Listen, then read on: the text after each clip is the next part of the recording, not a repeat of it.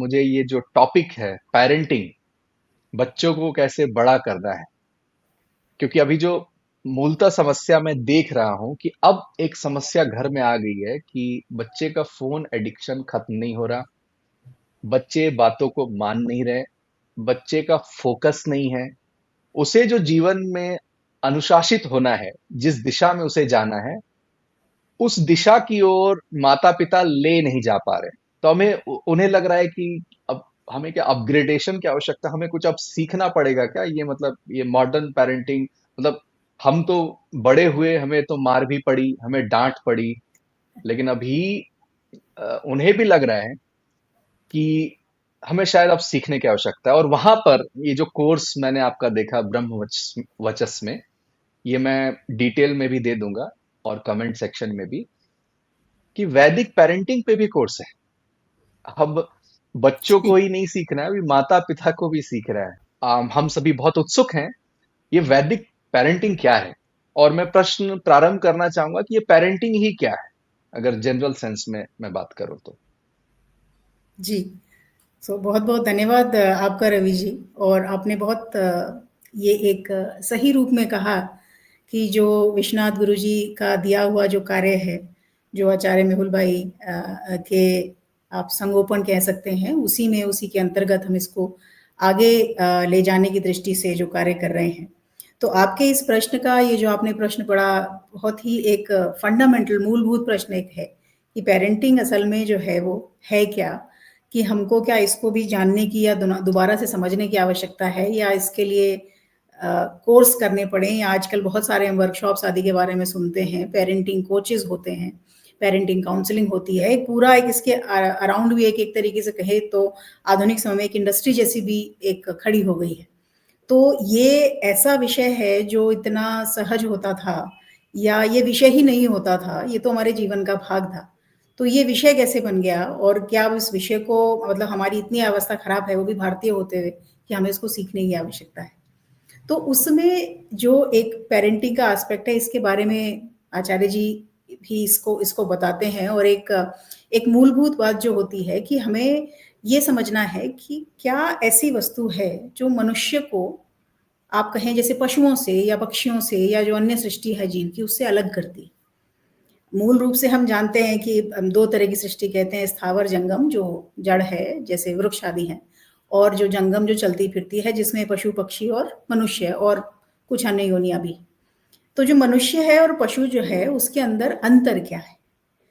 अब हम कहें कि प्रजनन की जो बात है, प्रजनन क्षमता प्रत्येक जीव में, अगर अमीबा को छोड़ दें उसके बाद से लेके जो युग्म है, युग्म से जो है वो प्रजनन की क्षमता प्रत्येक जीव के अंदर है। विशेष रूप से सभी पशु पक्षियों के अंदर तो है ही, मनुष्य के अंदर भी है। तो प्रजनन करने में तो सभी सक्षम है, एक नर चाहिए और एक मादा चाहिए, और वो जब उनके संयोग से एक संतति उत्पन्न होती है, तो जो मादा है वो उसकी माँ होती है, मदर जिसे कहते हैं, और जो नर है वो उसका जो माने जो मेल है वो उसका पिता कहा जाता है, या उसका फादर हुआ। अब इसमें ये मदर और फादर, यानी जिसने बायोलॉजिकली उनको जन्म दिया या तो बीज बीज रोपण किया और जन्म दिया, वो हो गए मदर और फादर। अब उसके बाद जो एक शब्द आता है जिसके बारे में हम शुरू से हम पहले बोलते थे कि अपने अभिभावकों को बुलाकर लाओ, स्कूल में वैसे कहा जाता था कि अभिभावक से पत्र लिखवा कर लाइए। इसमें अभिभावक के हस्ताक्षर अगर आप देखें, नीचे लिखा होता था रिपोर्ट कार्ड में, जो जैसे भी नंबर आए जब मैं स्कूल में साइन करानी होती थी, अभिभावक के हस्ताक्षर।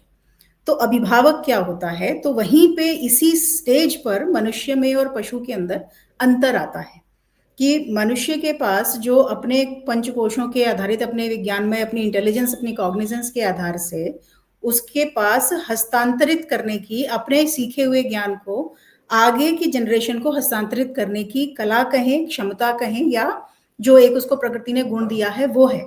और उसके जो दो मूलभूत आधार हैं, उसमें एक है भाषा, और दूसरा जिसे हम कहते हैं संस्कार। संस्कार यानी पुरुषार्थ से कोई हम विशेष किसी आचरण को, किसी वस्तु को, किसी भी ऐसी ऐसे अन्य को, पदार्थ को जो हमारा नहीं है, उसको हम अपनाते हैं और उसको धारण कर लेते हैं, वो संस्कार होता है। पशु के साथ ऐसा नहीं होता है।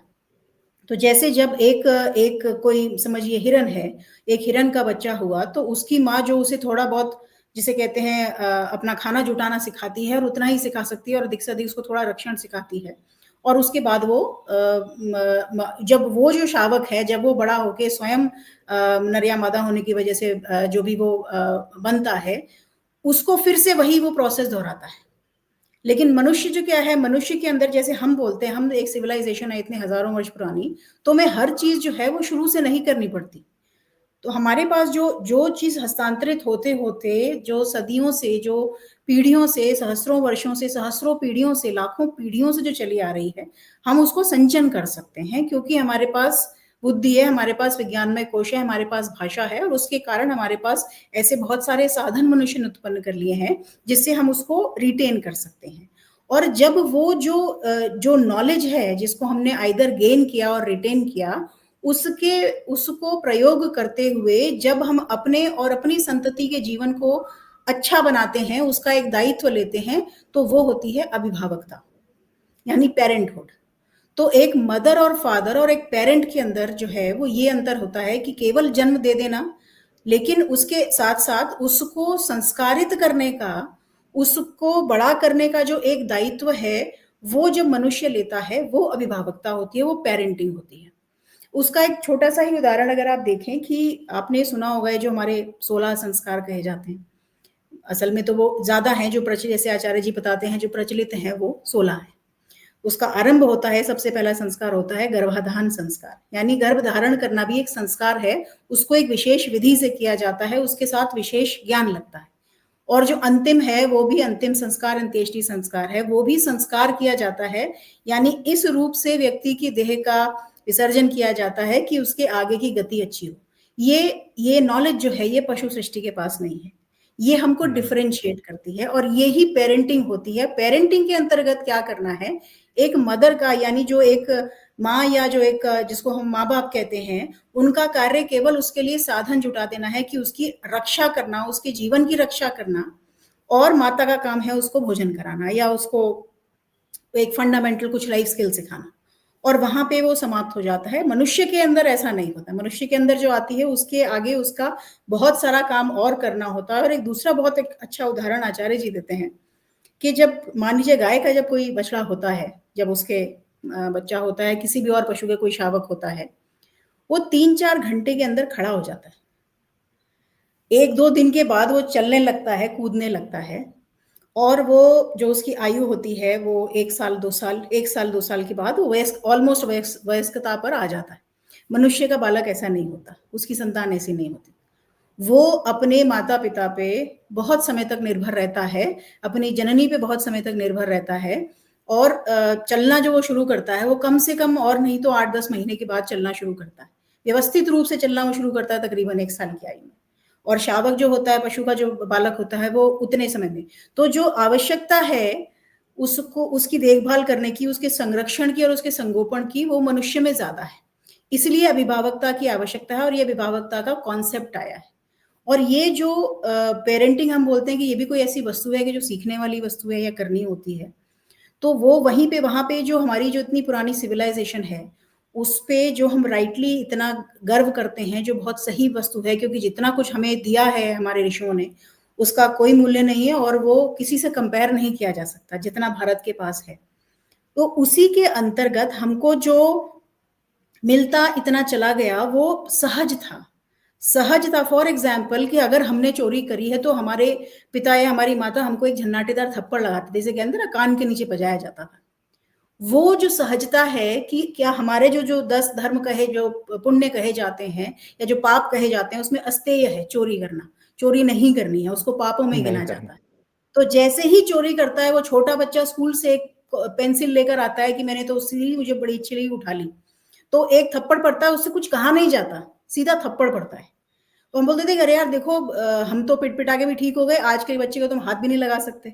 और हाथ लगाना तो एक दूर की बात है, उसके साथ रीजन करते हैं।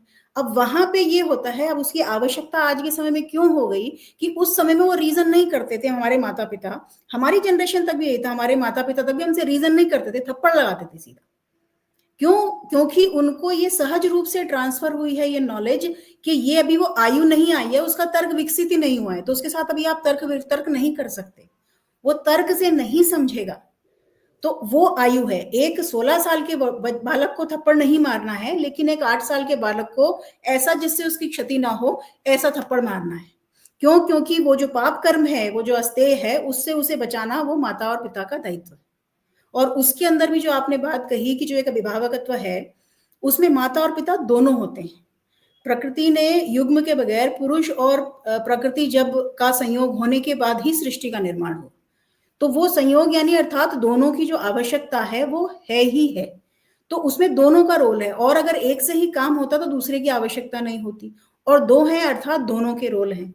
तो ऐसे में ये होता है कि जो माता है या जो माँ है, उसका रोल प्रेम का होता है, और जो पिता है उसका रोल अनुशासन का होता है। क्यों? क्योंकि स्त्री प्रेम प्रधान है और पुरुष तर्क प्रधान है, अनुशासन, और तर्क प्रधान होने के कारण अनुशासन प्रधान है।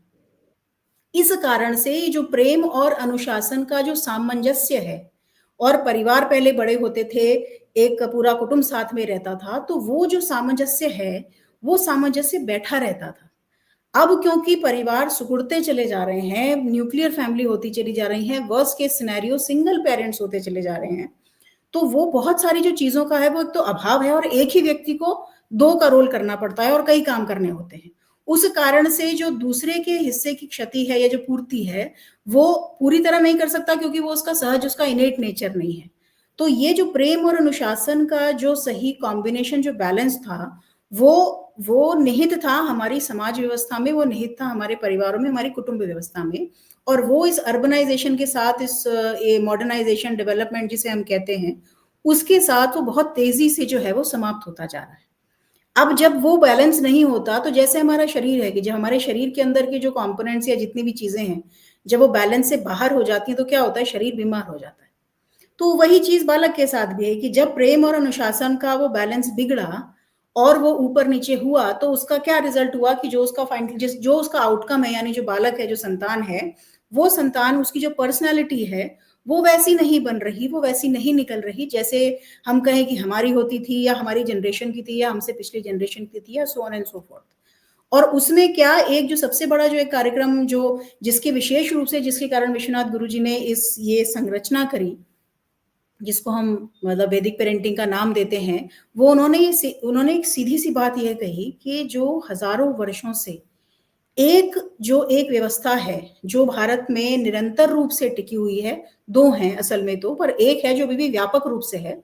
उसमें एक तो है गुरु शिष्य परंपरा, और दूसरी है हमारी परिवार व्यवस्था।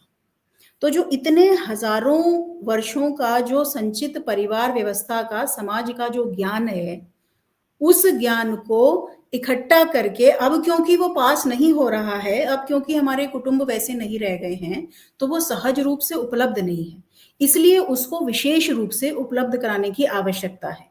अब कोई एक व्यक्ति ना कराए तो उसकी आवश्यकता है, इसलिए तो हम इतने सारे देख रहे हैं मशरूमिंग जो हो गई है, काउंसलर्स हैं, पेरेंटिंग काउंसलर्स हैं, और जो इतने सारे चिकित्सक हैं जो उसको एड्रेस करते हैं, तो वो उसका एक बड़ा कारण है। ये इसी आवश्यकता को पहचान कर विश्वनाथ गुरु जी ने आज नहीं, 1970 के दशक में उन्होंने ये देख और समझ गए कि कहाँ समाज जा रहा है और उसकी क्या गति हो रही है।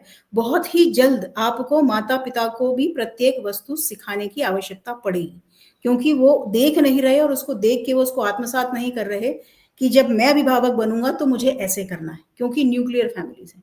और मैं एक बिल्कुल इस बात के साथ इस प्रश्न के आपको रैप करूंगी कि अगर आप देखें, जब हम छोटे होते थे, जो हमको ऐसे लिखने होते थे ना स्कूल में, तो हम लिखते थे भारत एक कृषि प्रधान देश है। दो तीन चीजें जो बहुत कॉमन होती थी, चाहे किसी भी टॉपिक का हो, भारत एक कृषि प्रधान देश है, और भारत की 80% जनता गांव में रहती है। और अभी लेटेस्ट आप समझे, मैं आपको पिछले 3 वर्ष पहले की बात बताऊं, 2022 में, तो मैं एक थॉट लीडरशिप का एक आर्टिकल कर रही थी, कुछ एमएसएमई इंडस्ट्रीज के ऊपर कुछ था, जो मेरा कार्य क्षेत्र पहले हुआ करता था। और उसके अंदर स्टेटिस्टिकली 55% प्लस पॉपुलेशन अब अर्बन है। तो वो जो 20% होते थे, वो अब 55% हो चुके हैं। और अर्बनाइजेशन का जो, स्पेशली जो हमारे पेरेंट्स की जनरेशन रही है, उस जनरेशन ने सबसे अधिक पलायन किया है शहरों में। तो वो क्या है कि वो सब चीजें वो नहीं लेकर आ पाया जो परिवारों का हिस्सा होते थे, जो हमारी परंपराओं के हिस्सा थे। उसके बस कुछ सांकेतिक रूप, और जितना मतलब ज़रूरी है बेयर मिनिमम जिसको कहते हैं ना एलसीएम, उतना लेके काम करने का कार्य है कि भैया अरे भाई हमको नहा धो के सुबह जाना है, पूजा करना है, तो जल्दी से भगवान जी के आगे अगरबत्ती जला दी। हमने दीपक जलाना बंद कर दिया है। अगरबत्ती जलाते हैं घरे, क्योंकि घर से निकलेंगे ना, तो अगर वो दीपक होता है तो भाई वो प्रॉब्लम हो सकती है, हस्बैंड वाइफ दोनों को जाना है, तो केवल अगरबत्ती जलाते हैं। तो प्रैक्टिकलिटी के नाम पे हमने इतनी सारी चीजें करी हैं, और वो करते करते एक जनरेशन जब गई, अब हम लोगों की जनरेशन आई जो हम पेरेंट्स हैं, तो हम लोग के पास कुछ है नहीं ट्रांसफर करने के लिए जो हमने सीखा। इसलिए हमें बाहर से कुछ लेने की जो है वो आवश्यकता है, माने वो हमें जो जो भी एक्सपर्ट हैं, जो विद्वत जन हैं, वो हमें दें, तो हम उसको सीखें या समझें। इसी तरह इसलिए आजकल जो चलन है कि हर चीज़ को सीखने का, उसका कोर्स करने का, उसके सर्टिफिकेशन करने का हमारा एक जो है एक मतलब वो हमारे जीवन का भाग है। तो ये एक कारण है कि पेरेंटिंग जो है वो एक विषय बन गया है, और भारत के अंदर जो बहुत सहज होता था, अब क्योंकि उससे दूर जा रहे हैं, तो उसमें कुछ विशेष एफर्ट करने की आवश्यकता है। जी। बहुत ही सुंदर मैम। एक एक जो क्लैरिटी मुझे दिखती थी, मतलब गांव में भी या शहर में भी मैं देखता था कि बहुत वो पढ़े लिखे हैं, उनसे कोई कुछ गलती हो गई तो बड़े बुजुर्ग ये उन्हें टोकते थे कि इतना पढ़ लिख कर भी ये तुम ऐसा काम कर रहे हो। वहां पर मुझे समझ में आता था कि पढ़ाई लिखाई से संस्कार का वैसा कोई संबंध नहीं है, क्योंकि पढ़ाई लिखाई तो अर्थ प्रधान है, पैसे को कमाने की विद्या सिखाई जा रही है। तो एक अनपढ़ भी ज्यादा संस्कारित हो सकता है, इसमें कोई दो राय नहीं है। और आचार्य जी को मैंने सुना, मेहुल भाई जी को सुना मैंने कि प्रथम गुरुकुल तो गर्भ में ही है, टीचर तो आखिरी गुरुकुल है, जो शिक्षक है वो आखिरी last stage of your schooling. But सिर्फ माता पिता नहीं, जो गर्भ है उस समय से ही, जो अभिमन्यु इफेक्ट या अभिमन्यु इफेक्ट जो हम शब्दों का प्रयोग करते हैं कि कैसे अभिमन्यु जो है गर्भ में ही अर्जुन के द्वारा जो है जो चक्रव्यूह की जो रचना है उसके बारे में वो ज्ञान प्राप्त करता है। तो हमें जब वो हम मिथोलॉजी कह देते हैं तो हमें लगता है कि ऐसा तो संभव नहीं है। पर अभी के जी। सारे रिसर्च बता रहे हैं कि ऐसा संभव है कि गर्भ अवस्था में जो भी मन स्थिति स्त्री की है, पुरुष की है, माता पिता की, उसका प्रभाव बच्चे पर पड़ता है। तो मैं जानना चाहूंगा, एक उत्सुकता है कि कुछ सूत्र हैं क्या गुरुजी ने दिया हो। जैसे अभी आपने अभी विषय आपने रखा था तो उसमें आपने कहा 16 वर्ष की आयु में वो ताड़न नहीं करना, मारना नहीं है, वो एज नहीं है। 8 वर्ष की आयु में तो ऐसे कुछ फॉर्मूला है जो काइंड ऑफ आप मान के चले कि मैं कोर्स नहीं करने जा रहा हूँ, लेकिन कुछ कॉमन सेंस भाषा में जो हम कहते हैं, कुछ ऐसे विजडम अगर सूत्र के रूप में आप बताना चाहें तो। जी, ये बिल्कुल आपने बिल्कुल ठीक बात कही है, और आचार्य जी भी जो ये बात बताते हैं, क्योंकि एक जो आप इस तरह से कह सकते हैं कि गुरु मंत्र जैसा जो विश्वनाथ गुरु जी ने दिया था कि संसार की जो सबसे बड़ी यूनिवर्सिटी है वो गर्भ है। तो एक जो सबसे प्रचलित उदाहरण है जिसके बारे में हम जानते हैं वो अभिमन्यु। इसी तरीके से जिसके बारे में बहुत अधिक बात नहीं करी जाती है वो है अष्टावक्र। उसमें उनके दोनों दोनों पक्ष हैं, उनके बुद्धि के विकसित होने का, उनके सीखने का, और उसके साथ साथ कुछ वर्जित कर्म करने का। यदि उस समय कोई, जिस समय स्त्री गर्भवती है और कोई वर्जित कर्म किया जाए, तो उससे बालक को क्या हानि होती है। तो जो उनका, जब उनका जन्म हुआ तो वो जन्म से ही जो उनकी अवस्था थी, जो वक्री अवस्था थी, जिसके कारण उनका नाम अष्टावक्र पड़ा। लेकिन जो उनकी बुद्धि की अवस्था थी तो वो तो ऋषि थे। तो ये जो एक बड़ा एक सुंदर उदाहरण और है। ये उदाहरण बहुत सुंदर है, लेकिन किन्हीं कारणों से अष्टावक्र जी का, या ये गर्भ संस्कार के, या जो गर्भ जो यूनिवर्सिटी है सबसे बड़ी, उसके कॉन्टेक्स्ट में उसका प्रयोग थोड़ा कम होता है। तो इसमें जो आपने सूत्रों की जो बात करी, इसी में मुझे एक बड़ा एक अच्छा एक इसका उदाहरण याद आया कि विश्वनाथ गुरु जी ने तो हमको एक एक आदेश के रूप में जो कार्य दिया आचार्य मेहुल भाई को, जो अब वो पूरा जीवन जो है उसमें देकर वो उनकी गुरु दक्षिणा है विश्वनाथ गुरु जी को, कि उन्होंने, जैसे मैंने बताया कि उन्होंने 1970 के दशक में ही जो ये सब वो शोध आदि कर रहे थे, तो ये विचार किया कि ये जब उसको सब सिखाने की आवश्यकता पड़ेगी तो उसको सिखाया कैसे जाएगा। ना तो समय समय की बहुत कमी होगी, बुद्धि की अवस्था वैसी नहीं होगी, और इंक्लिनेशन जिसे हम कहते हैं, जिसको हम अब कभी कभी कभी हम अध्यात्म की भाषा में कलयुग का प्रभाव भी कहते हैं ना, वो इंक्लिनेशन है सीखने का। तो वो कैसे सीखेगा? इतना सारा जो निहित ज्ञान है हमारे उपनिषदों के अंदर, इतना ज्ञान है इतिहास में, हमारे पुराणों में, वो सारे ज्ञान को उसको लेने का तो समय है नहीं, और उसको पता ही नहीं है कहाँ पर क्या है, तो वो क्या करेगा? तो उन्होंने क्या किया कि उन्होंने जो गर्भ विज्ञान है, वो भारत का गर्भ विज्ञान सबसे पुराना और उन्नत है, मेडिकल साइंस की बात करे जाए तो पूरे विश्व के अंदर।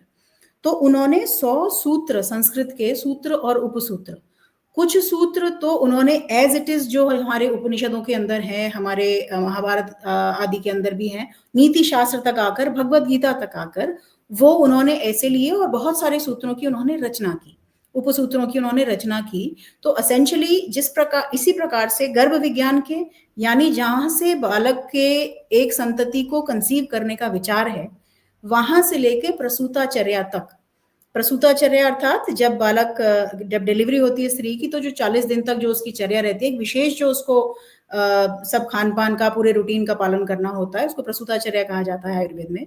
तो वो वहां तक जो है उसको उन्होंने गर्भ विज्ञान के अंतर्गत 100 सूत्र और उपसूत्र बनाए।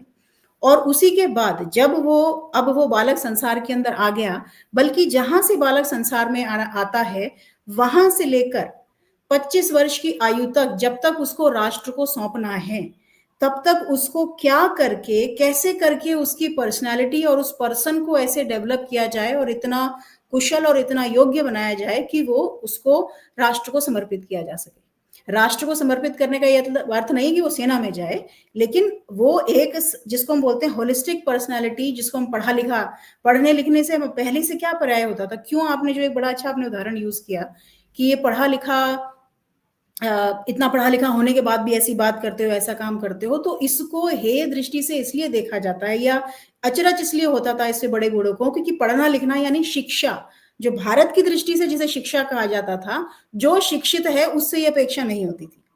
पर आज के समय में जो हम पढ़ा लिखा कह देते हैं, वो लिटरेसी है, वो शिक्षण नहीं है। आज के समय में जिसको आप आचार्य, जो आचार्य बहुत ही विस्तृत पर्सनालिटी होती है, हर कोई आचार्य, हर कोई शिक्षक आचार्य नहीं होता, हो नहीं सकता, लेकिन आज के समय में आप संस्कृत में एमए कर लीजिए और अपने नाम के आगे आप आचार्य लिख सकते हैं।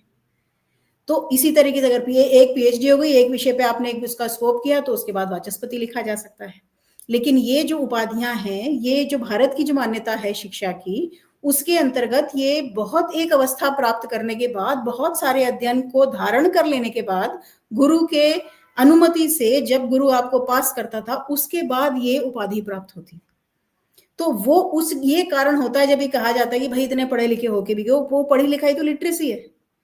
तो उसके कारण से ये उन्होंने उसको इससे से कहते हैं एनविजन करके उन्होंने वो सूत्र लिखे। अब इसमें मैं आपको दो भाग बताती हूँ। एक तो वही जो 16 वर्ष की बात है।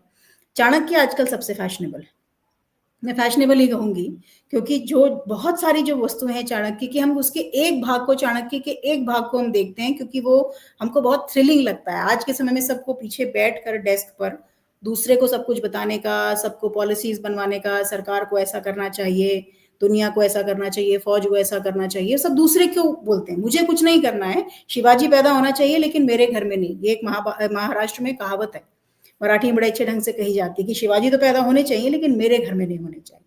और उसी तरीके से ये भी भूल जाते हैं कि शिवाजी को पैदा करने के लिए जीजाबाई जैसी माता चाहिए, उनको बड़ा करने के लिए जीजाबाई जैसी माता चाहिए।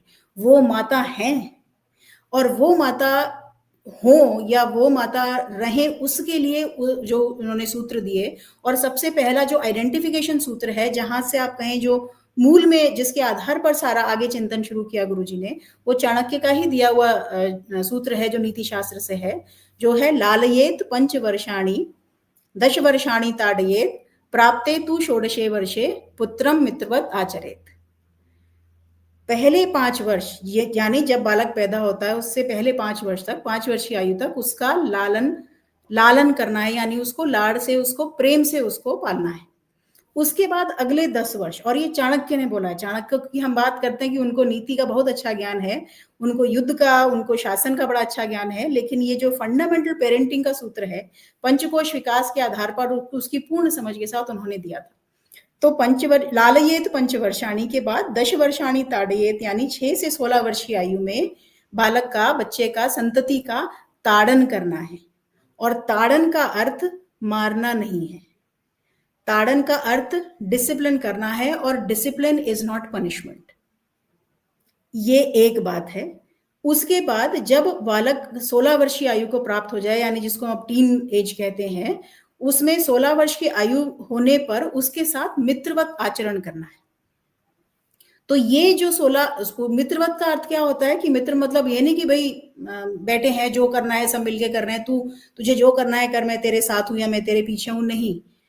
अच्छा मित्र जिसे कहते हैं कि यदि कुछ अगर किसी ऐसी दिशा में जा रहा है जहां से नहीं जाना चाहिए तो वो उसे रोके, जहां के बारे में उसे पता नहीं है उसकी उसको गाइडेंस दे, उसके साथ रहे, उसको जो कुछ भी आगे जीने के लिए, उसकी जीविका उपार्जन के लिए, आगे उसका जीवन शुरू करने के लिए जो चाहिए उस पे वो काम करे। इसलिए मित्रवत उसके साथ आचरण जो है वो रखे, माता पिता का आचरण रहे। और उसी के अंतर्गत ही जो है ये जैसे सूत्र, जैसे मैंने कहा जो सूत्र हैं वो 25 वर्ष की आयु तक जो है वो क्या क्या करना है, पिता को माता को कब किसको कैसे कैसे करना चाहिए। जो आपने व्यवहार की बात कही, सब चीजों की आजकल पढ़ाई होती है, व्यवहार कोई नहीं सिखाता है, उस व्यवहार को सिखाया जाना जरूरी है, उसके लिए बनते हैं। और एक और सूत्र के बारे का मैं उदाहरण देना चाहूंगी यहाँ पर। जो मेडिकल फ्रेटर्निटी है हमारी सारी, एक आयुर्वेद की एक कथा है कि विज़ावी मॉडर्न मेडिसिन के साथ उसे कहाँ रखते हैं, वो एक अलग पेन पॉइंट है जिसके बारे में आप बहुत अच्छी तरह जानते हैं और कई लोग उस विषयों पे चर्चा भी करते हैं। पर जो जिसको हम इंटरनेशनल मेडिकल कांग्रेस कहा जाता है, जो यूएस बेस्ड बॉडी है, जब इस तरह की कोई नई शोध होती है, कुछ नया जो चीज होती है, जो वहां प्रस्तुत हो गई, जो वहां अप्रूव हो गई, वहां रखी गई, वो बहुत बड़ी मानी जाती है शोध की दृष्टि से, और फिर उसका एक ग्लोबल एक्सेप्टेंस होता है। तो जो वैदिक पेरेंटिंग की जैसे जैसे सूत्रों की बात कर रहे हैं जो विश्वनाथ गुरु जी ने दी है, उसमें से जो दूसरा सूत्र है, पहला जो सूत्र है वैदिक पेरेंटिंग का, वो है कि जिस समय प्रसूति होती है, जब बच्चा गर्भ से बाहर आता है, तो नाभि नाल का कर्तन कैसे करना है और कब करना है। तो वो जो दूसरा सूत्र है, वो दूसरा सूत्र में वो बताते हैं कि नाभि नाल का कर्तन तब करना है जब उसमें स्पंदन बंद हो जाए। और ये गर्भ उपनिषद से नहीं आता है, ये अथर्ववेद से आता है। तो वो जो दूसरा सूत्र है कि जब नाभि में स्पंदन बंद हो जाए तब नाभि नाल का कर्तन करना है, तो वो ये जो इंटरनेशनल ये जो मेडिकल कांग्रेस है यूएस के अंदर, जो उनका वार्षिक या पता नहीं शायद 3 वर्ष में एक बार का अधिवेशन जो होता है, 2020 में वहां पे वही किसी डॉक्टर ने वो क्या बोलते हैं, एक ब्रेकिंग, मतलब एक विश्व को बदल देने वाली खोज ये प्रस्तुत करी कि नाभि नाल को तब काटना चाहिए जब उसमें स्पंदन बंद हो जाए। नहीं तो जो शॉक वेव जाती है बालक को, जो फीटस तुरंत अभी बाहर आया है, वो उसको एक ट्रॉमा जो है वो उसको पास होता है। और ये जो है ये दूसरा सूत्र है, it's only the second number of सूत्र इन वैदिक पेरेंटिंग, और 100 सूत्र हैं इस प्रकार के। इसी तरीके से जो व्यवहार की बात आती है, जैसे हम बोलते हैं कि भाई ताड़न है, फिर वो कंफ्यूजन हो जाती है, भाई हमें तो मार पड़ती थी, आज तो बच्चे को हाथ नहीं लगा सकते। यूएस वगैरह में तो अब सिचुएशन देखिए ना, और कितनी डिटीरियोरेट हो जाती है, वहां पे तो बच्चा पुलिस को फोन कर देता है कि मेरे माता पिता मुझे हैरेस कर रहे हैं, और वो पकड़ के ले जाती है पुलिस। वोकिज्म का जो एक एक उदाहरण जो लोग कहते हैं कि भाई हमें उसकी आवश्यकता क्या है, जो पुरानी पेरेंटिंग होती थी वो अब काम की नहीं है, तो उसका साफ साफ उदाहरण हमको यूएस के अंदर अब देखने को मिल सकता है। उसके 2 वर्जन। पहला वर्जन जिसको हम वो जो वोकिज्म के अंदर ये जो एक जेंडर चेंज का जो एक मतलब ये स्कैम और ये जो इतने घृणित एक कार्य चला है, उसके अंदर माता पिता को अभी अधिकार नहीं रह गया। अभी अभी डोनाल्ड ट्रंप के उसके बाद उन्होंने इसको बंद किया है, पर जो ये कि अगर वो उसको ऑब्जेक्ट करते थे तो उनको अरेस्ट कर लिया, उनको जेल हो गई माता पिता को। तो जो आप बच्चे के ऊपर अपना होल्ड जिसे कहते हैं कि होल्ड होता था, हमारे माता पिता को हमारे हमारे तरफ कहा जाता था आंख से डरना चाहिए बच्चा, और हम आंख से डरते थे। वो जैसे आपने कहा कि बदमाश से बदमाश बच्चा भी जो है वो आज्ञाकारी होता था। तो जो आंख का डर है ये क्रिएट कैसे किया जाता है, उसकी विधि होती है। वो विधि हमें बड़े सहज रूप से प्राप्त थी, वो विधि हम खो चुके हैं। अब हमें बच्चे को सब कुछ दे देना, वो जिस चीज पे हाथ रखे वो हमें उसको आगे जो है वो प्रोड्यूस कर देनी। तो ये जो अब इसका क्या, उसका परिणाम देखते देखते देखते आपके सामने है। हम तो बहुत अच्छी अवस्था में हैं कि हमें इसके आगे की स्टेट दिखाई दे रही है, कि हम उसको देख के अभी भी सीख सकते हैं, समझ सकते हैं, और जिसको हम एंशिएंट विजडम कह के उसको ऑब्सोलीट मान के छोड़ देते हैं, उसमें से कुछ भी ऑब्सोलीट नहीं है, वो टाइमलेस है। हम उसको डिकोड करना भूल चुके हैं, हम उनकी विधियां भूल चुके हैं, इसलिए हमें बताए जाने की आवश्यकता है। और बताने के लिए भारत के पास वो इतना सौभाग्य है कि भारत के पास हमेशा बताने के लिए ऋषि हैं। वो प्रत्येक काल में होते हैं। अब के काल में वो प्रकट नहीं होते हैं, बहुत कम होते हैं। पहले बहुत सारे होते थे कि ऋषि परिषदें हुआ करती थी। चरक संहिता का तो आरंभ भी ऋषि परिषद से है। अब जो है वो अवस्था थोड़ी कम हो गई है। तो ये एक सिचुएशन है, वो उसी प्रकार से आती है। जी। पहुंच लेता हूँ क्योंकि 4 क्वेश्चन मेरे पास आ गए हैं। ये तो पार्ट एडिट हो जाएगी। मैं आई थिंक आपने जो भी विषय अभी तक रखा उससे ही मुझे कई प्रश्न सूझ रहे हैं, तो एक एक करके मैं आपके सामने प्रश्नों को प्रस्तुत करता हूँ।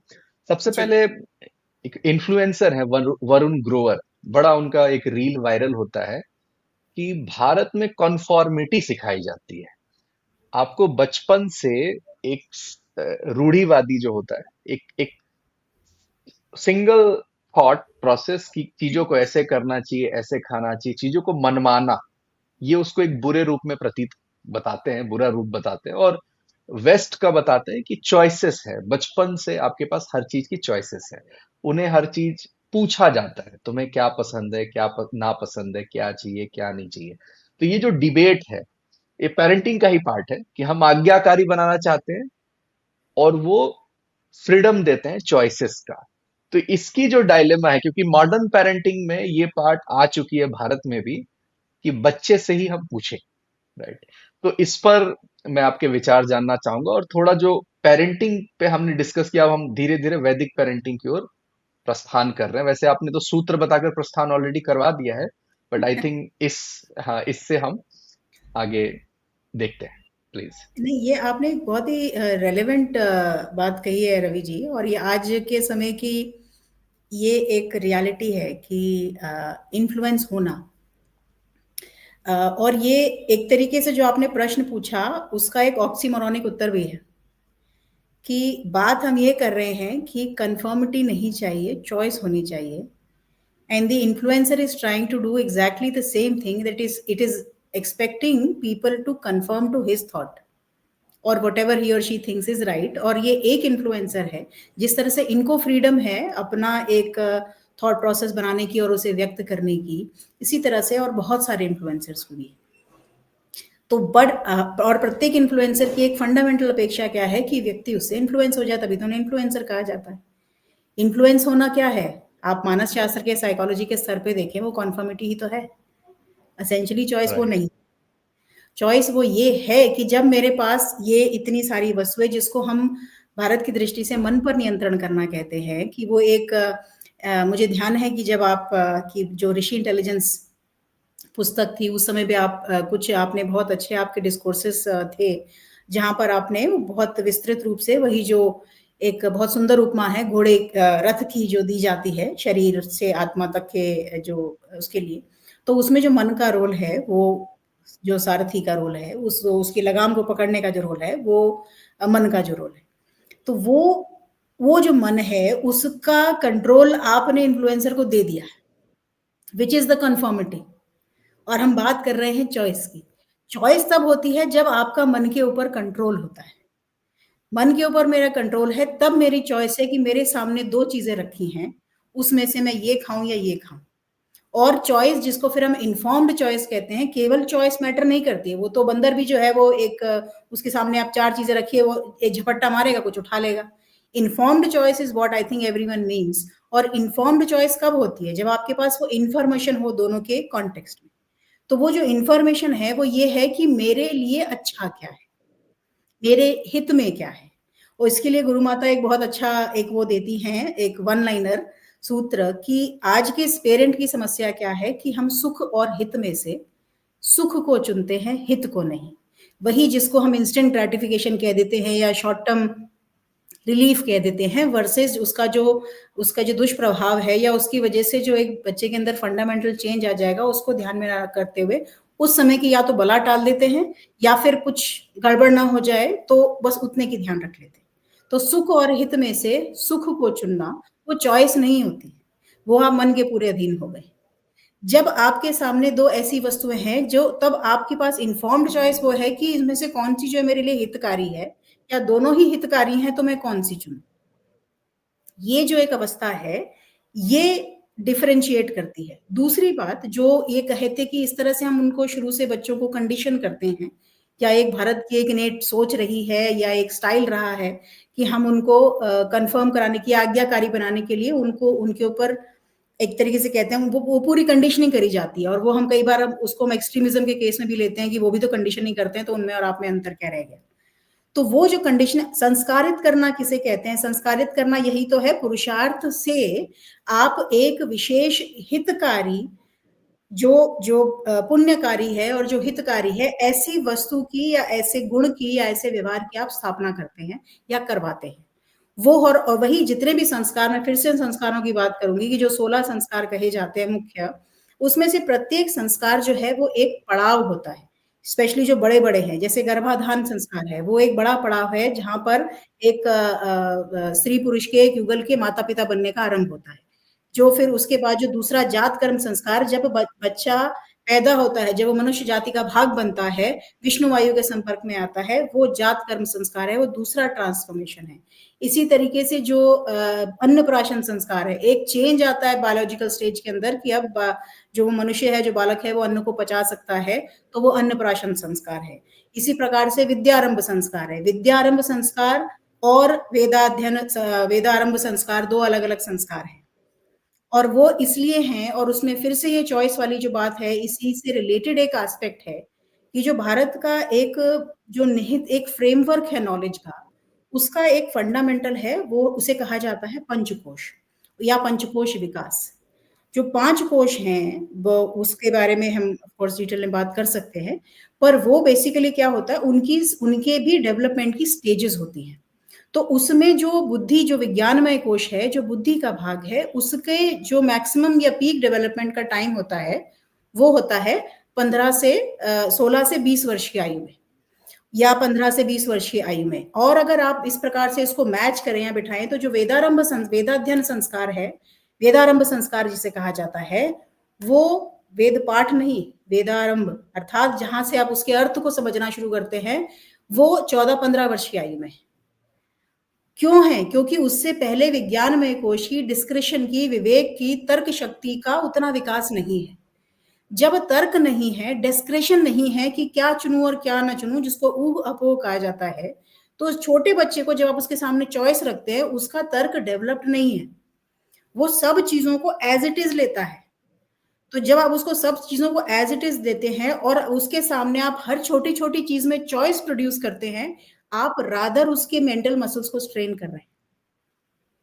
जो उसे नहीं करना है, वो उसे करने दे रहे हैं। फिर कहा जाता है कि चलो ये तो इन्फेंसी की, मतलब छोटी आयु की बात हो गई। हम जो जो मेन जिसको 6 से 15 वर्ष की आयु बोलते हैं, जहां पर बड़ी सारी समस्याएं होती है, वहां पर तो हमको चॉइस देनी चाहिए। कंफर्मिटी जिसे कहते हैं कि थप्पड़ मार के अनुशासन कराना, वो नहीं करना चाहिए। तो हाँ, बिल्कुल, जिसे कहते हैं ना कि वो कंबल छाप पिटाई जिसे कहते हैं कि भाई दे पेल, जिसे जूतम पैजार कहा जाता है, हाँ, वो डेफिनेटली उस प्रकार की मार नहीं पड़ती है, नहीं मारी जाती है।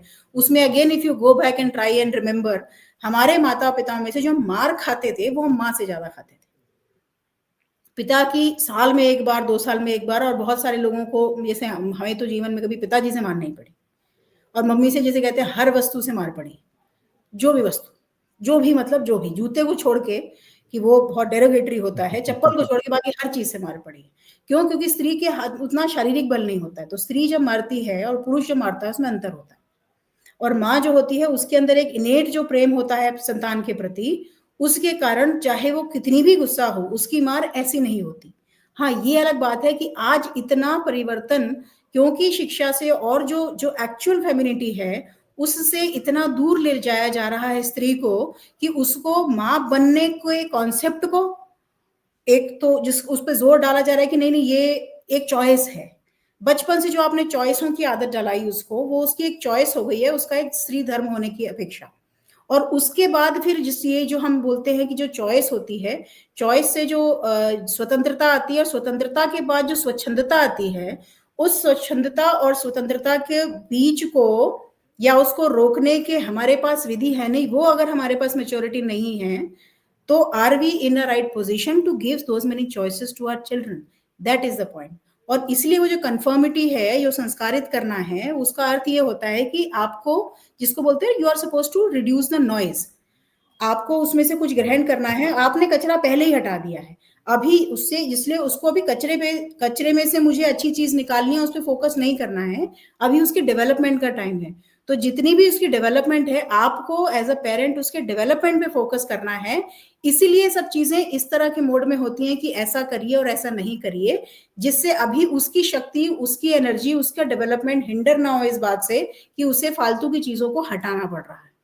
और इसका एक मैं उदाहरण शिक्षा से रिलेट करके आपको देती हूँ कि जो एक गुरुजी बड़ा अच्छा इसका एग्जाम्पल देते हैं कि मतलब भारत के अंदर जो बच्चा पढ़ रहा है, हम समझिए केरल के अंदर वो किसी स्कूल में पढ़ रहा है, नाइल नदी कहाँ पर है, उसमें किस प्रकार की मछली पाई जाती है और वो कितनी लंबी है, वो उस बच्चे को पढ़ाया जाता है। और केरल के समुद्र तट के कोस्ट की मिट्टी कैसी है, वो उस बच्चे को नहीं पढ़ाया जाता। व्हाट इज द पॉसिबिलिटी कि वो वहां जाके नील नदी के बारे में कुछ पढ़ेगा, सुनेगा, या एवरेस्ट की ऊंचाई कितनी है, उस पर कितने लोग चढ़े थे और कब चढ़े थे। वो जो इंफॉर्मेशन ओवरलोड करते चले जा रहे हैं, उसकी बजाय उसको जो जरूरी है वो चीज सिखानी होती। वो जब वो सीखेगा तो जिसे कहते हैं ना, दिमाग डीक्लटर्ड रहता है।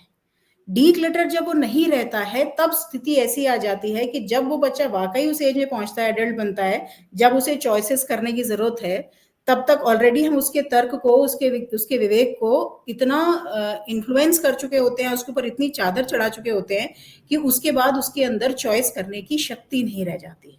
इसलिए फिर उसे हर चीज जो है प्लेट में परोस के चाहिए होती।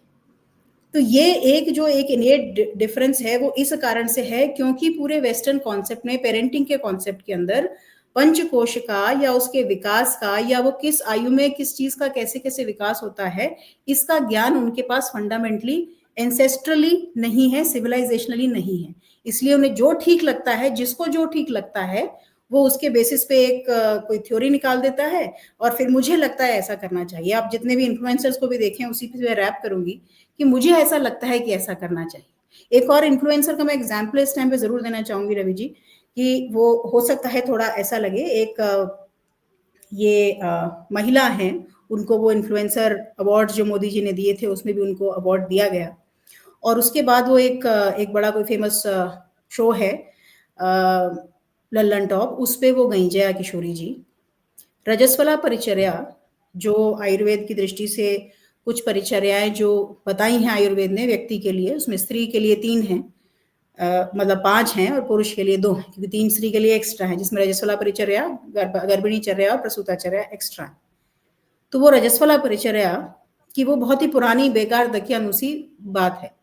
आपने जब शुरू में मेरा परिचय कराया तो आपने गर्भ विज्ञान की जो बात करी, तो गर्भ विज्ञान का एक बहुत निहित भाग है रजस्वला परिचर्या, जो एक तरीके से एक अभियान के रूप में हम उसको करते हैं। तो उन्होंने उसको लेफ्ट राइट एंड सेंटर जो है उसको, कि ये तो सबसे बेकार चीज है, उनसे रजस्वला शब्द भी नहीं बोला जा रहा था, वो उसको रजवला कह रही थी। तो ये हमारे इन्फ्लुएंसर्स की स्टेट है, और उसके पीछे की जो जानकारियां हैं, उसके पीछे जो कुछ आपको, किसी भी वस्तु की जो पूरी आपको उसका ज्ञान चाहिए होता है, वो है नहीं, लेकिन क्योंकि वाचन अच्छा है, ओरेशन स्किल्स के कारण वो इन्फ्लुएंसर बन जाते हैं। तो उससे होता क्या है कि उसको जब पेरेंट सुनेगा या उसको वो देखेगा, उसको नहीं पता क्या करना है, वो ढूंढ रहा है गाइडेंस, तो जब उसको जो सामने दिखेगा वो उसी को ले लेगा ना फिर। इसलिए ये जो एक लेयर उसमें आ गई है, और उसके अंदर फिर ये जो भाई वहां तो ऐसा होता है, वहां तो ऐसा होता है, वही वाली बात है कि यूएस के अंदर तो ऐसा करते हैं। तो यूएस में अब देखिए ना, बच्चे फोन करके पुलिस को बुलाते हैं ना कि मेरी माता मुझको डांट रही है। तो ये जो अवस्थाएं हैं, इन अवस्थाओं के कारण कहीं कीट कहीं का रोड़ा, भानुमति ने कुनबा जोड़ा, हमारी तो बहुत पुरानी कहावत है। तो वो भानुमति का जो कुनबा होता है वो ठहरता नहीं है, उसके पीछे का एक फंडामेंटल आइडिया ये है। तो ये कारण होता है कि जो पेरेंटिंग, वेस्टर्न पेरेंटिंग और इंडियन पेरेंटिंग हम जिसको बोलते हैं, उसके अंदर आदमी, व्यक्ति के अंदर मूल रूप में कौन कौन सी चीजें हैं जिनके बीज आपको सही समय पर बोने हैं, और वो कैसे बोने हैं, वो विधियां हमको दी हुई हैं। जैसे फॉर एग्जाम्पल, अगर मोबाइल एडिक्शन की आप शुरू में बात कर रहे थे, अगर आप अनुमति दे तो मैं थोड़ा उसके बारे में बताना चाहूंगी। एक, सब परेशान है, और जो मैक्सिमम जनरेशन, मतलब जो आयु वर्ग है जिसके बच्चों से सबसे ज्यादा परेशान है माता पिता उनके एडिक्शन के कारण, वो ये 10 से 15 वर्ष की आयु। चिपके पड़े रहते हैं, गेम पे खेलते हैं, और फिर जब वो किशोरावस्था आती है तब वो एक्चुअली एडिक्शन ऐसा बनता है कि वो बीमारियों का रूप लेने लगता है। वो जब आज के समय में आप किसी भी माता से पूछ लीजिए, अधिकतर जो शहरों की माताएँ हैं, 5 वर्ष से छोटे बच्चे को जब वो भोजन करता है, क्या करें, यूट्यूब का कोई पेपा पिग या कोई पोकेमॉन या ये वो, मुझे तो सबके नाम भी नहीं पता, जब तक वो कार्टून नहीं चले तब तक वो खाना नहीं खाता। वो परेशान कर रहा है, आप वर्क फ्रॉम होम है, माता वर्क फ्रॉम होम है, उसको घर से अपनी एक कॉल लेनी है, वो शोर मचाएगा, वो चलाया, उसको वहाँ बिठा दिया। वो क्या कर रहा है? 5 वर्ष से छोटे बालक के अंदर विवेक लगभग शून्य होता है। उसको स्क्रीन में और जीवन में अंतर नहीं पता। उसको ये नहीं पता कि वहाँ जो चल रहा है वो कृत्रिम है। वो पहली बात उसको सही समझता है। दूसरी बात, वहाँ पे उसकी संवाद की अपेक्षा नहीं होती।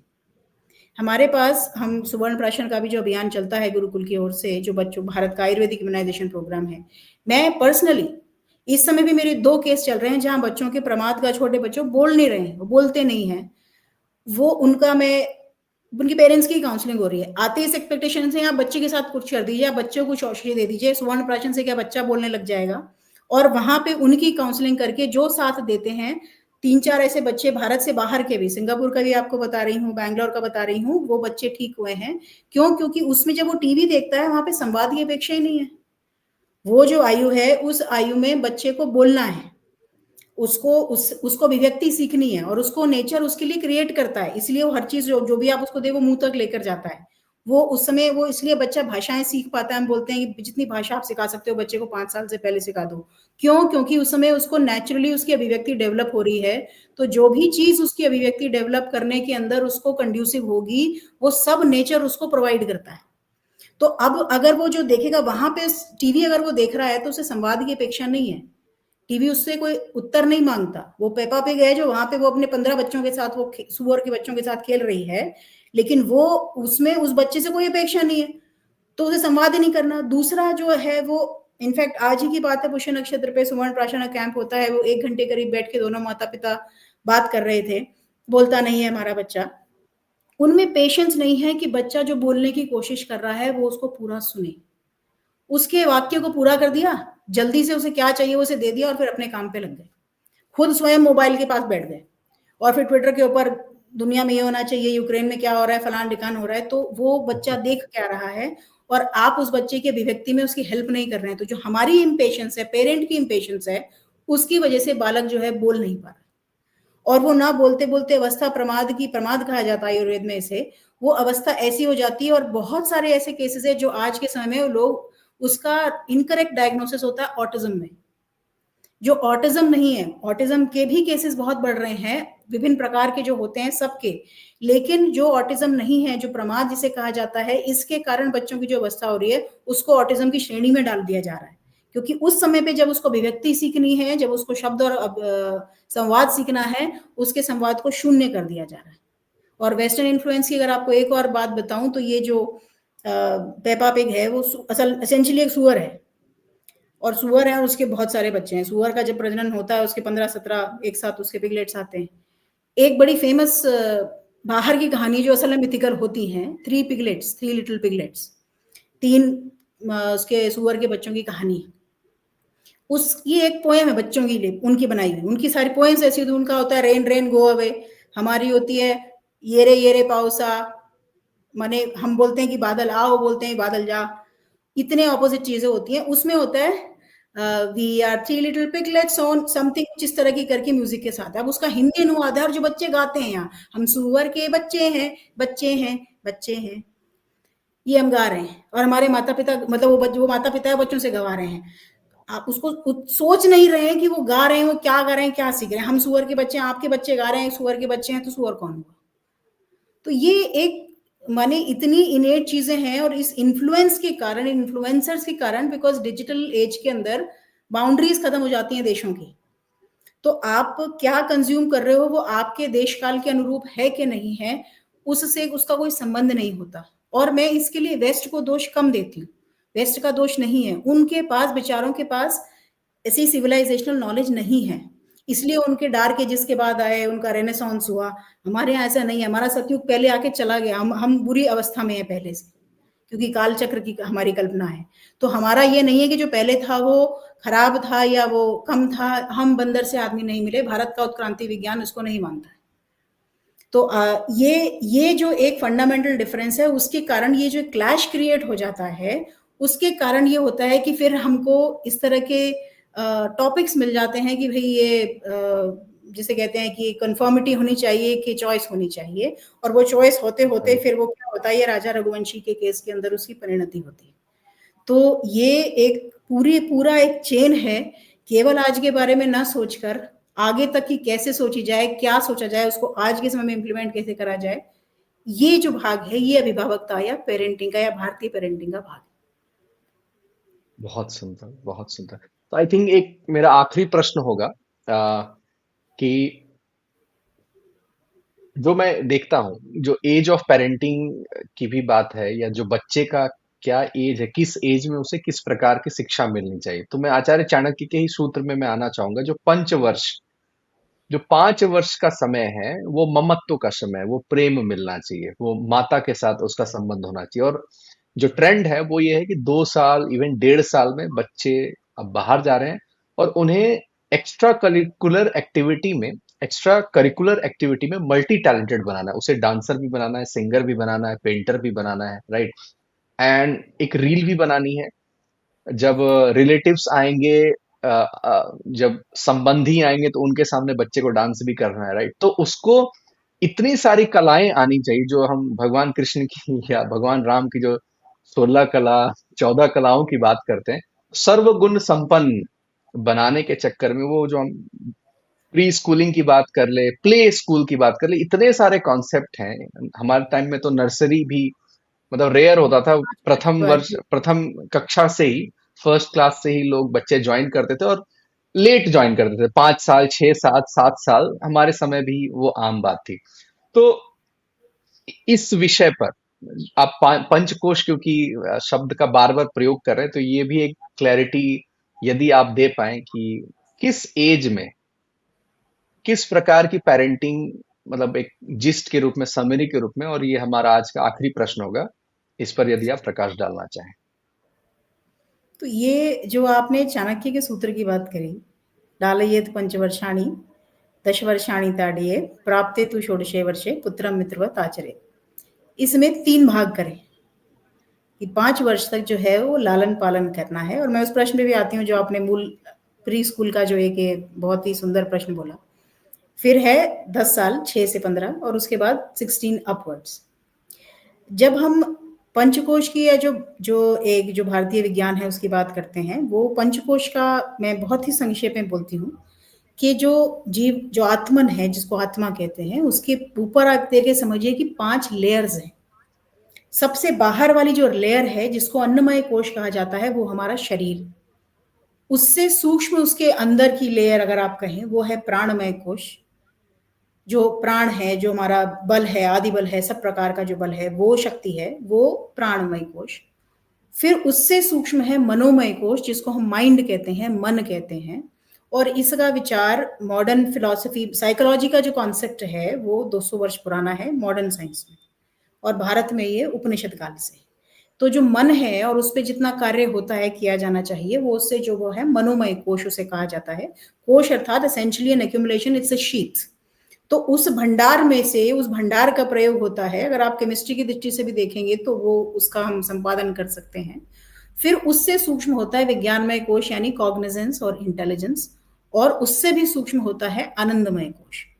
अब जो बालक है, जो 5 वर्ष तक की जो आयु होती है, उस आयु में जो स्थूल शरीर है, जो अगर आप ध्यान करें आज के उससे करें, तो जो आधार या पासपोर्ट है, उसके लिए फिंगर प्रिंटिंग का जो है, वो 5 वर्ष से छोटी आयु का नहीं लिया जाता, क्योंकि चेंज होता है। यानी जो बॉडी है, बॉडी का जो डेवलपमेंट है, फिजिकल स्थूल विकास, वो इतना ज्यादा, इतना तेज और इतने स्तर पे होता है कि उसमें चेंज बहुत सारे होते हैं।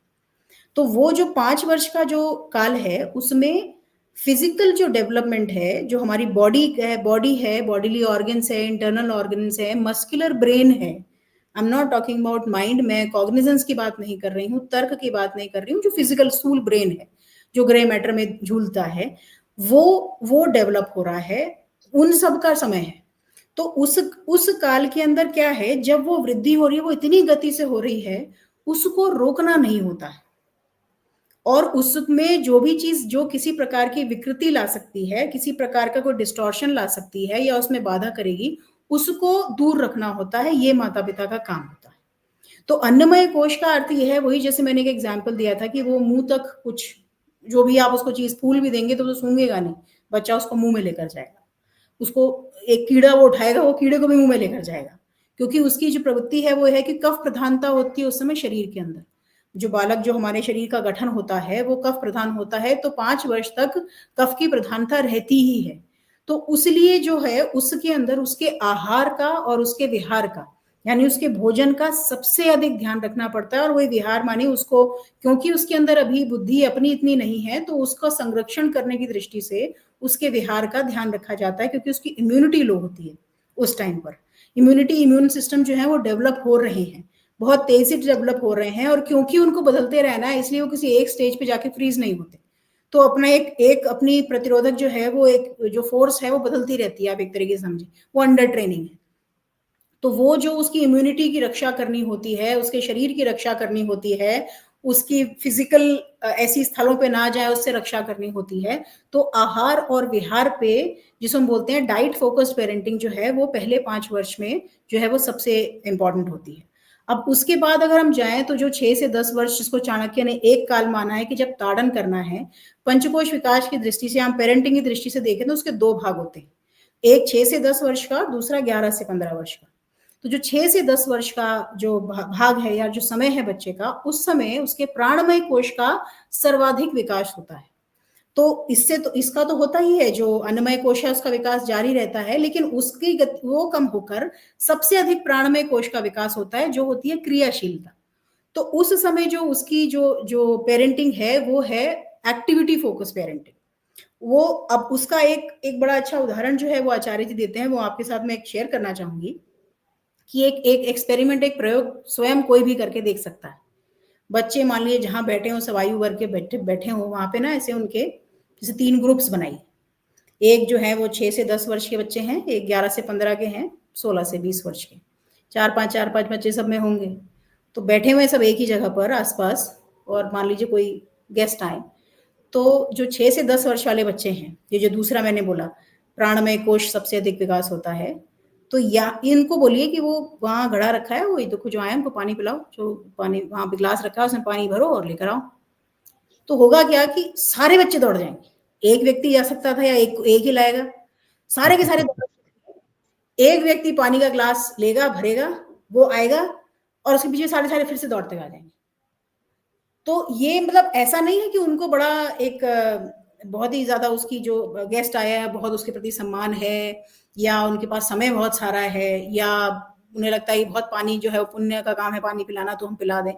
वो क्रियाशीलता इतनी होती है उन समय उनके शरीर के अंदर, प्राण शक्ति का जो विकास हो रहा होता है, वायु की प्रधानता होती है शरीर के अंदर, तो वो दौड़ के जाएंगे, हर काम वो दौड़ के करेंगे, भाग भाग के, भाग, आप देखो सड़क पे भी चल रहे होते हैं ना, जा रहे होते हैं, तो वो कूद कूद के चलते हैं, ऐसे लहरा लहरा के चलते हैं। तो दे आर ऑलवेज एक्टिव। तो उस समय पर जो भी उनके, तब माता पिता के बिहेवियर में चेंज होना है, पिता का रोल धीरे धीरे बढ़ता है। माता का, क्योंकि माता प्रेम प्रधान है, प्रेम देना माता का मुख्य कार्य है, और अनुशासन या तर्क जो है वो पिता का मुख्य कार्य है।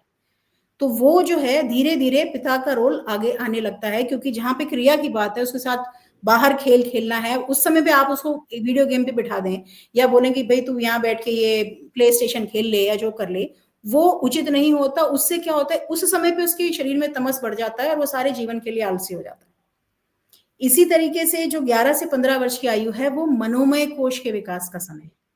मनोमय कोश का विकास अर्थात जो विचार है, उस समय विचार डेवलप होना शुरू होते हैं, और वो अपने से इतर और अपने परिवार से इतर अन्य की ओर देखना शुरू करता है।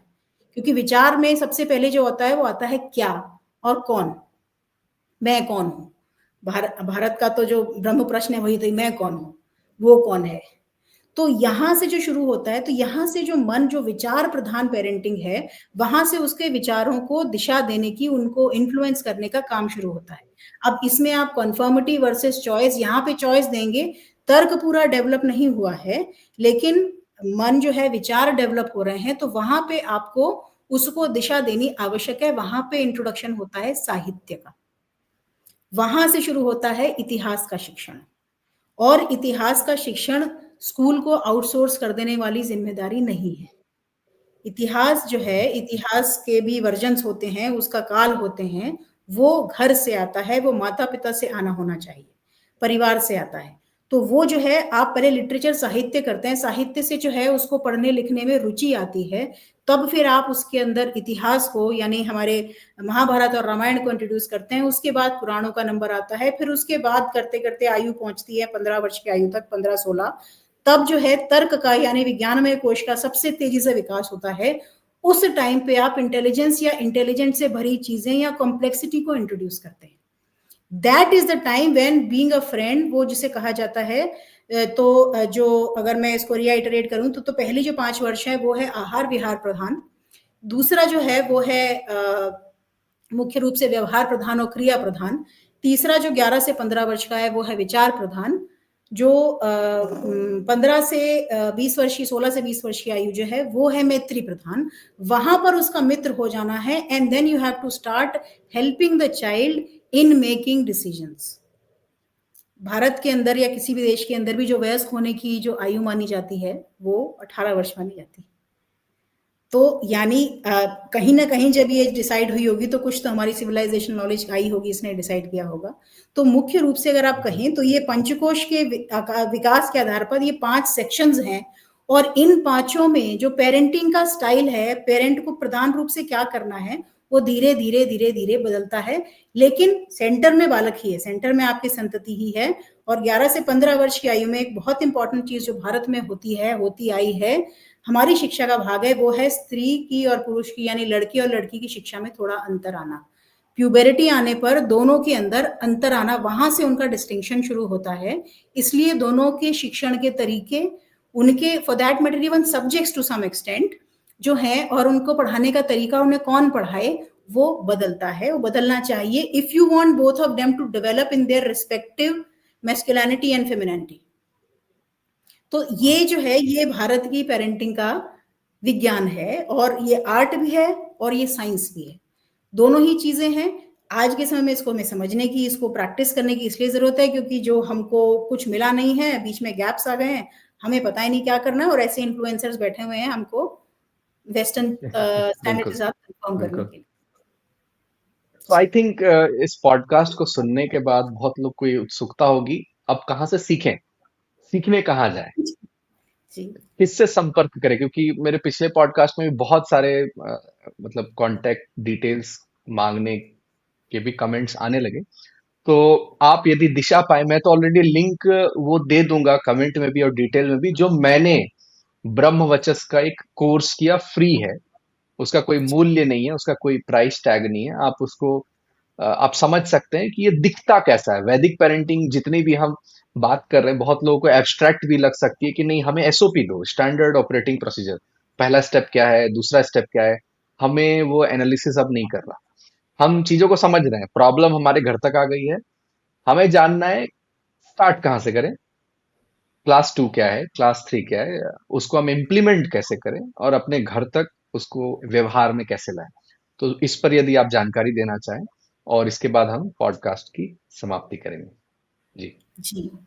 तो जैसा आपने बताया रवि जी कि जो इसके लिए जो ब्रह्मवर्चस्व को जिस प्रकार से हम कहते हैं कि संस्कृत आर्य गुरुकुलम का एक ऑफशूट है, वो विशेष रूप से हमने इसीलिए स्थापित किया है कि ये जो इतना सारा निहित ज्ञान है उसको एक स्ट्रक्चर्ड फ्रेमवर्क देकर इस तरह की यूनिट्स, लर्निंग यूनिट्स बनाना जो हम आज के समय में प्रैक्टिकली ग्रास्प कर सकते हैं, अपनी गति से सेल्फ पेस्ड रूप में उसको ले सकते हैं, और उसके दोबारा वापस जाना चाहें तो जा सकते हैं। तो जैसे फॉर एग्जांपल किसी का लेक्चर है, तो यदि उस दिन आपका मिस हो गया या उस दिन आपने जाके सुना लेकिन बाद में हम सब चीज ध्यान नहीं कर पाए तो क्या करें, तो वो रेफरेंस पॉइंट आपका लाइब्रेरी के रूप में होना चाहिए। तो उसके लिए इस नॉलेज पोर्टल पे वैदिक पेरेंटिंग को एक पूरे करिकुलम के रूप में हमने प्रस्तुत किया है।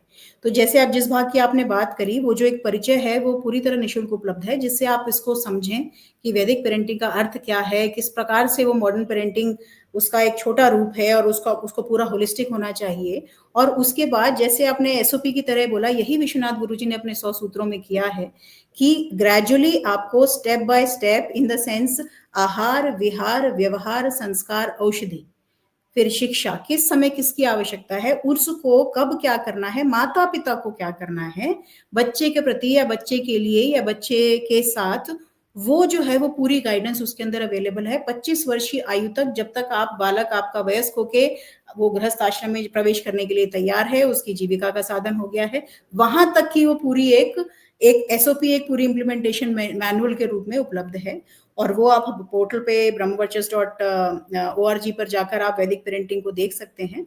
हिंदी और इंग्लिश दोनों भाषाओं में उपलब्ध है, तो जिसकी जिस प्रकार की इच्छा हो, बच्चों की जो आयु हो उसके अनुसार बहुत सारे उसमें ऑप्शंस हैं, वो आप ट्राई कर सकते हैं। और कोई प्रश्न है तो आप अवश्य पूछें। बहुत जी। सुंदर, बहुत सुंदर। तो आज हमें बहुत आनंद आया मैम ये पूरी चर्चा को सुनकर। और अ, उत्सुकता तो पहले से थी, लेकिन आई थिंक मेरा भी जो लर्निंग है, एक अपग्रेडेशन हुआ है आज इस चर्चा को करने के बाद। और आशा है कि जो हमारे दर्शक हैं, जो हमारे व्यूअर्स हैं, उन्हें ये कंटेंट जो है, ये वीडियो थोड़ा तृप्त करेगा कि कुछ दिशा मिली है, किस तरफ जाना है। ये जो केओटिक वर्ल्ड हो गया है, क्या करे क्या नहीं करे, इसमें जो असमंजस्य की आवश्यक अवस्था बन गई है, इसमें एक उम्मीद की किरण दिखाई दे रही है। तो आपका बहुत बहुत धन्यवाद मैम, आज हमारे साथ जुड़ने के लिए। धन्यवाद रवि जी। सौभाग्य मेरा कि आपने ये अवसर दिया कि इसके माध्यम से हम सब तक ये पहुंचा सकें, और जो गुरु जी का दिया हुआ जो ज्ञान है वो हम सबके साथ बांटें और अच्छी प्रजा को आगे उत्पन्न करें। तो इसी शुभकामना बहुत के सुंदर। साथ सबके लिए शुभेच्छा। धन्यवाद।